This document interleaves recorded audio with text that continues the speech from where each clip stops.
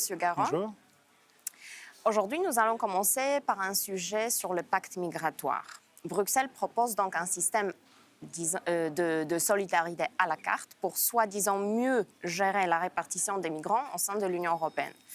La présidente de la Commission européenne, Mme von der Leyen, a déclaré à cette occasion, et là je cite, « Nous proposons aujourd'hui une solution européenne afin de rétablir la confiance entre les États et de restaurer la confiance des citoyens dans notre capacité autant qu'union à gérer la migration. » Partagez-vous une telle vision de renforcement de la confiance et de la coopération entre les États ?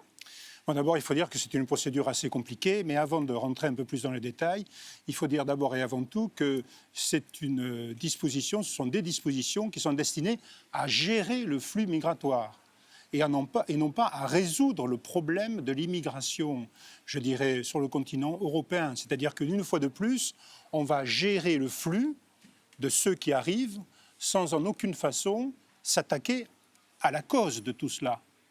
Donc, on gère des flux qui seront et qui sont déjà et qui seront encore davantage très importants. Et on va les gérer sur la base d'un principe de solidarité. Ça veut dire que tous les États membres de l'Union vont devoir évidemment supporter cela. Et bien entendu, il y a des États qui ne le veulent pas. Donc la solution à tout cela, pour faire très simple, c'est que de cette énorme immigration illégale que le continent européen et en particulier la France subissent, eh bien, on va légaliser quelque part ce flux migratoire. Donc, il y a là un vrai problème. Alors, bien entendu, Vous pensez que ça va être la légalisation sans vraiment le dire ? Ah, bien sûr.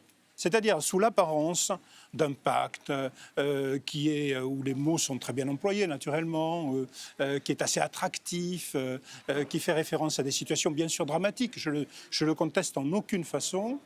Eh bien, en réalité, l'Europe de Bruxelles, l'idéologie de l'Europe de Bruxelles et de bon nombre de chefs de gouvernement et d'État comme la France, c'est de dire oui, on a besoin de l'immigration. D'ailleurs, la commissaire aux Affaires intérieures l'a dit, on a besoin de l'immigration. Et donc, on habille, si vous me permettez cette expression, cette immigration dans de bonnes conditions pour faire en sorte qu'elle soit toujours présente. Et en aucune façon, on ne veut, comme d'ailleurs Viktor Orban l'a dit, bloquer l'immigration. Parce que l'idée, c'est quand même de filtrer, c'est au-delà de filtrer, c'est de bloquer. Nous voyons bien ce qui se passe.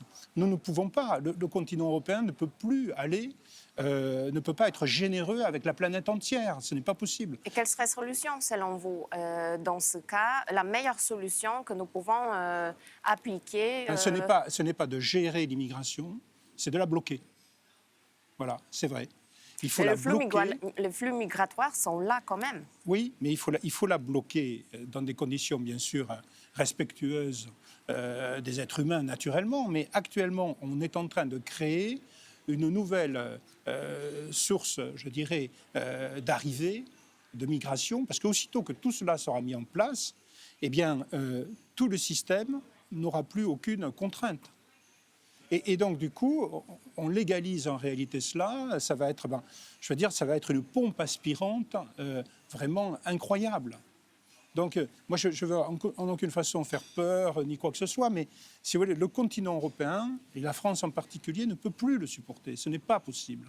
Donc, essayons de régler cela à la base par des accords avec les pays en question, par des blocages, bien entendu, qui doivent exister à la sortie du territoire, de ces territoires étrangers et aux frontières extérieures de l'Union, et aussi, je le dis, je le répète, aux frontières intérieures de l'Union, parce qu'en réalité, les frontières extérieures de l'Union, c'est sur le papier. Ça n'existe pas. On l'a vu notamment avec la crise sanitaire du Covid. Donc cela doit être... Mais si vous voulez, fondamentalement, l'idéologie ici, elle est favorable à cette immigration massive. Un autre sujet que j'aimerais aujourd'hui aborder avec vous est un nouvel acte de terrorisme islamiste, une attaque au tranchoir de Boucher, près des anciens locaux de Charlie Hebdo, qui a eu lieu le 25 septembre. Il s'avère que l'identité d'un des suspects correspond à celle d'un jeune homme qui entre en France encore mineur 3 ans auparavant. Rappelons qu'en 2017, le Sénat français indiquait que 60% des individus se déclarant mineurs ne l'étaient pas en réalité. Quelles solutions pourriez-vous proposer pour protéger la France et les autres pays contre ce problème? Il y a beaucoup à dire là-dessus. Je me suis beaucoup exprimé. Malheureusement, ce que j'ai dit jusqu'à présent se confirme. J'avais essayé de créer une commission ici destinée à la lutte contre le terrorisme. Ça a été refusé. Enfin, je ne reviens pas là-dessus. Le problème majeur est celui, bien sûr, de ce terrorisme, principalement islamiste. Il faut dire les choses telles qu'elles sont.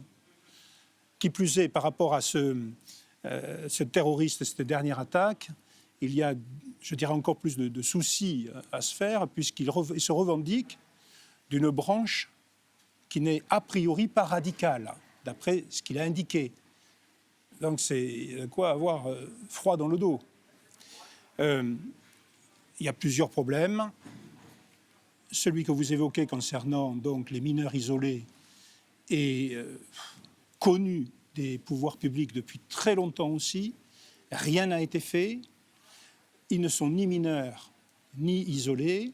Le rapport parlementaire du Sénat que vous citez a établi que 60% de ces mineurs, de ces soi-disant mineurs isolés, n'étaient donc pas mineurs. Là aussi, il y a explosion, je dirais, de la venue de ces individus. On a vu ce que ça donne, évidemment, avec cette dernière attaque, où la personne en question se disait âgée de 18 ans, c'est faux, elle a 25 ans. Enfin, bon, tout ceci est complètement maintenant détaillé. La seule solution par rapport à cela, parce qu'il va falloir quand même qu'on s'en occupe depuis le temps qu'on le dit, et depuis le temps que tout cela crée dans notre société des infractions, des crimes, enfin, il y a des répercussions terribles par rapport à tout cela. Bien, là aussi, il faut être certain que le soi-disant mineur l'est bien.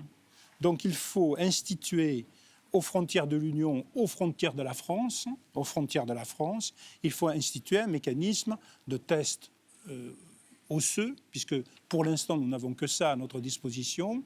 Pour toute personne qui se dit mineure isolée, et qui manifestement, d'après les personnes qui le reçoivent, ont des doutes. Et là, il faut mettre en place un dispositif. Il n'y a rien de plus simple que de réglementer cela. Voilà. Sauf qu'on ne veut pas le faire. D'évaluation de l'âge. Oui. Osseux, dentaire, épigénique. C'est cela. Mais pour cela, si vous voulez, il faut encore une fois mettre en place des contrôles. Et des contrôles aux frontières. Sauf que ceux qui nous gouvernent ne le veulent pas. Vous voyez ? C'est là le problème majeur.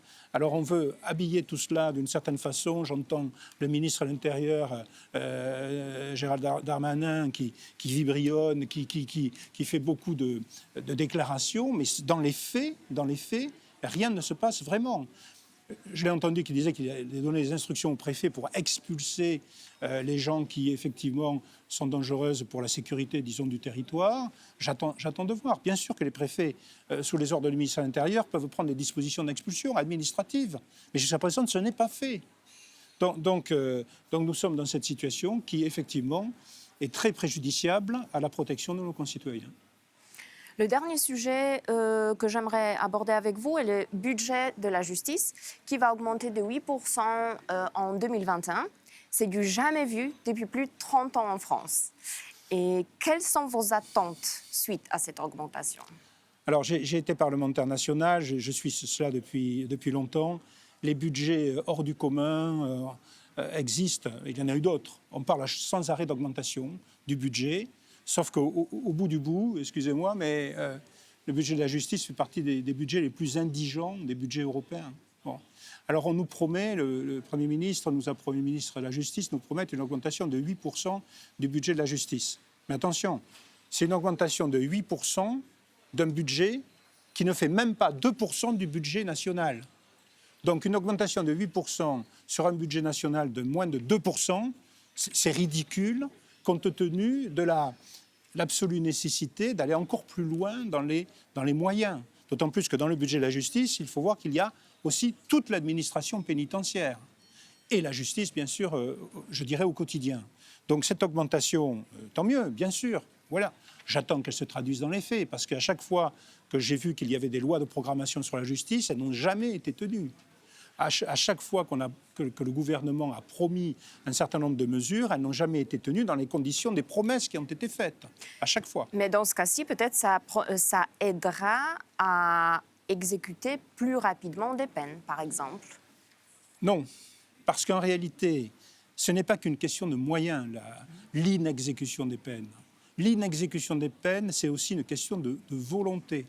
Nous avons un ministre de la Justice qui nie le phénomène de violence, d'ensauvagement de la société. Donc comment voulez-vous qu'en niant cela, on soit ensuite opérationnel pour combattre quelque chose que l'on nie véritablement?